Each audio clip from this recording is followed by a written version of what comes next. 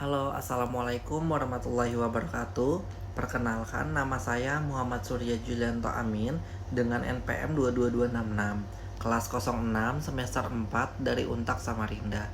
Di sini saya akan menjelaskan dan mempresentasikan tentang hukum perdagangan internasional untuk memenuhi tugas UTS yang diberikan oleh dosen saya, yaitu Ibu Dr. Haja Siti Aisyah SPD SH MMMH.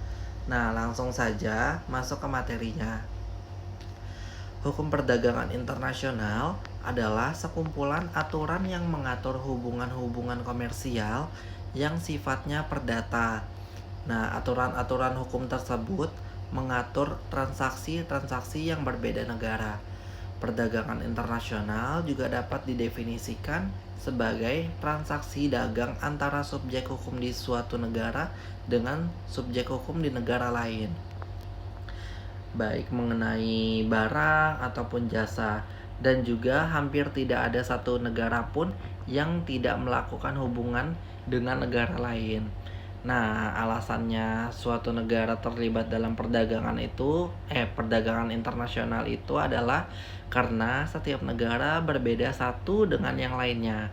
Negara, seperti halnya individu, dapat memperoleh manfaat dari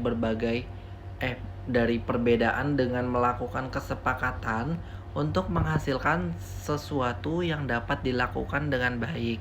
Di samping itu, suatu negara melakukan perdagangan untuk mencapai skala ekonomi dalam produksi. Jika setiap negara hanya menghasilkan beberapa jenis produk tertentu, maka setiap negara dapat menghasilkan produk dalam skala yang lebih besar dan jauh lebih efisien daripada jika mencoba menghasilkan semua produk yang dibutuhkan.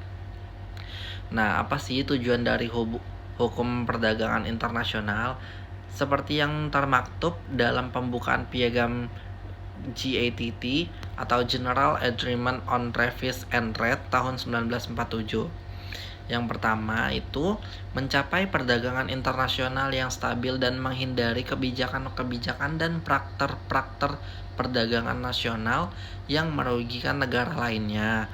Yang kedua, untuk mengembangkan sistem perdagangan multilateral, bukan sepihak suatu negara tertentu yang akan mengimplementasikan kebijakan perdagangan terbuka dan adil yang bermanfaat bagi semua negara.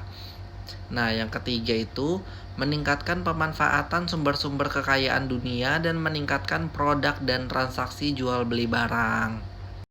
Yang keempat, untuk meningkatkan volume perdagangan dunia dengan menciptakan perdagangan yang menarik dan menguntungkan bagi pembangunan ekonomi semua negara.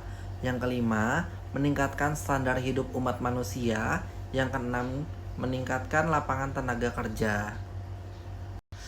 Unsur-unsur dari definisi hukum perdagangan internasional menurut Boysen, sarjana Afrika Selatan, ada 3 unsur, yaitu yang pertama, hukum perdagangan internasional dapat dipandang sebagai suatu cabang khusus dari hukum internasional, yaitu international trade law may also be regarded as a specialist branch of international law.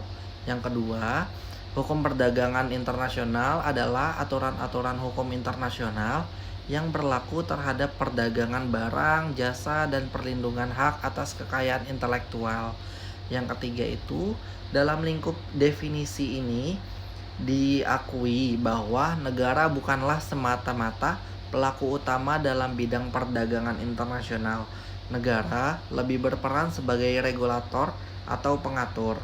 Hukum perdagangan internasional juga mencakup aturan-aturan internasional mengenai transaksi-transaksi nyata yang bersifat internasional dari para pedagang. Hukum perdagangan internasional terdiri dari aturan-aturan hukum nasional yang memiliki atau berpengaruh langsung terhadap perdagangan internasional secara umum karena sifat aturan-aturan hukum nasional tersebut. Maka, aturan-aturan tersebut merupakan bagian dari hukum perdagangan internasional. Contohnya itu dari aturan hukum nasional adalah perundang-undangan yang ekstrateritorial.